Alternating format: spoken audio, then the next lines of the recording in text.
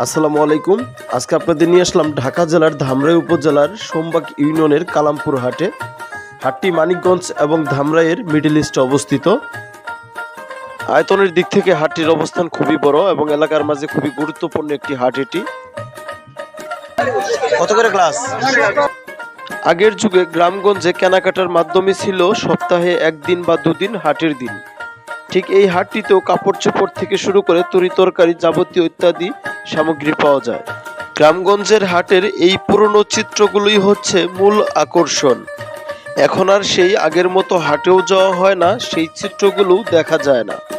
এইসব ভিডিও দেখলে ছোট্টবেলার কথাগুলো আমাদের অনায়াসেই মনে পড়ে যায়।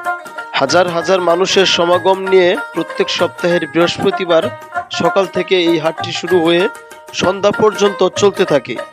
আপনারা এরকম হাট বাজারের গ্রামগঞ্জের বিভিন্ন ভিডিও পেতে আমার পেজকে ফলো করে রাখুন। ধন্যবাদ।